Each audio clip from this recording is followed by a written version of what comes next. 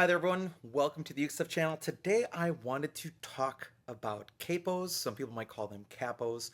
Here in the United States, we definitely say capo most of the time.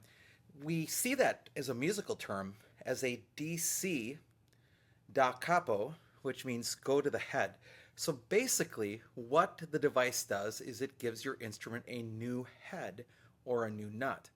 The capo is one of the most divisive topics in the ukulele world. Generally, a happy group of people that get along, just like all parts of life.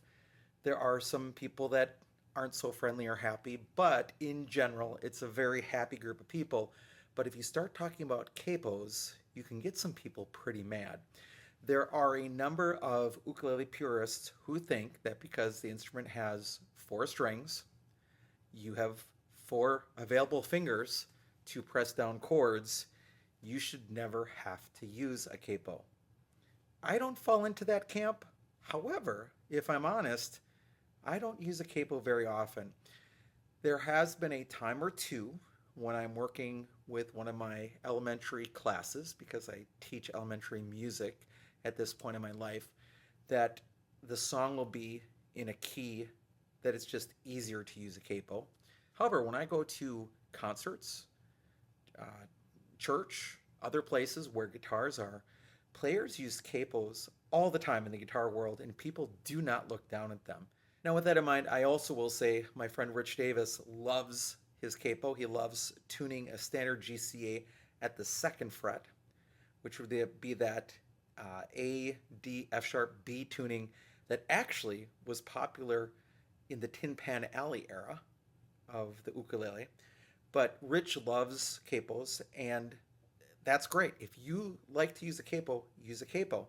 And I want to talk about what I find works best for me and what doesn't work best. Now, first of all, here is a flight capo. They sell them, and it's spring loaded, so it holds strong. And I'm just going to maybe go like third fret. But what I will say is when you clip on your capo, then you are now changing the key of your instrument. And I'm actually above that A, D, F sharp, B if I switch down one. Now, in general, this capo is fine for me. It doesn't get in the way too much. It doesn't stick out too much over the edge. It's okay. Now, making an E7 requires a little bit of work around, or an E7 shape. It's no longer an E7. But making that shape can be a little hard to work around. But in general, that works well. No complaints about that.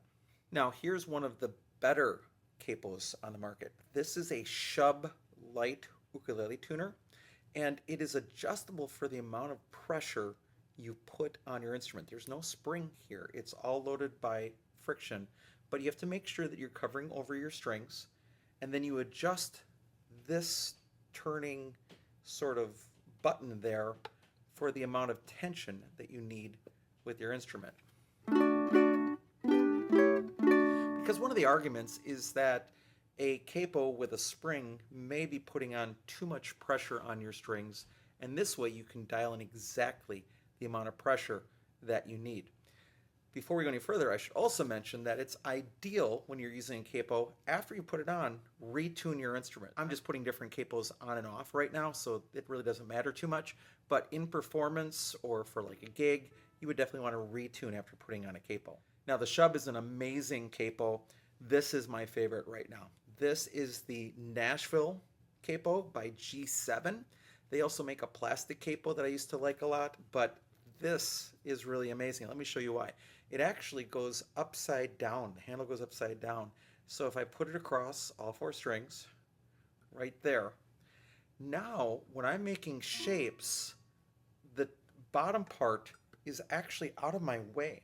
So my E7 is actually easier here than on the standard capo the other way. This works really well, and I would definitely recommend it. So if you're looking for a capo and then it's easy enough to change off and on, I like that reverse nature of it. So just again, to compare what it looks like, you can see I've got the two different capos in, and how this part sort of blocks my hand, but this one, by flipping that upside down, allows my hand to get to it.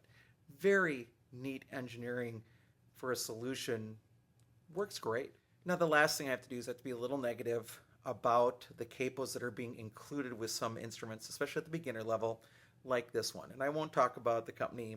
I've reviewed this recently, and it's nice that they're including a capo, but it's a dual purpose ukulele and guitar capo. So when you use it, if I'm going across, I've got to get my neck into the bottom crook to have the support there, right? So if I'm using this, look at how far the capo sticks out on the ukulele.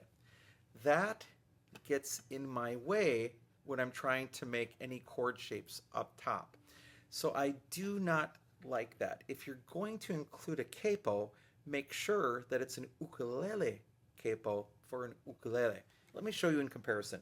So here is that guitar capo that was included. Here is the ukulele capo from Flight. And you can see it's not quite an inch, but it's significant. So let me summarize what I've talked about in this video. I've talked about capos and the fact that they are a little divisive in the ukulele world. Some people do not like it when other people use a capo. I say to those people, you know what? Mind your own business. If you don't want to use a capo, don't. If you do, do whatever. It doesn't impact me at all. Now, if you want to use a capo, I strongly encourage you to look at getting an ukulele-specific capo, and pretty much it'd be any ukulele-specific capo. But there are a couple that I really strongly recommend. One is the Shubb.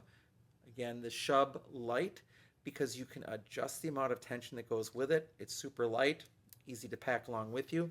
And then the other used to be the G7 plastic one, but I really think the G7th Nashville Capo is excellent. The way both of these generally stay out of your hands way pretty well when you're playing, and I would recommend either one. The Nashville is a little bit easier to use. The Shubb requires just a little bit of, setting up for your instrument. Not a lot, but it is one more step certainly than just clipping on the Nashville by G7. All right, so I hope this discussion about capos has been useful. I hope you're having a great day, and I'll be back soon with some more uke stuff for you.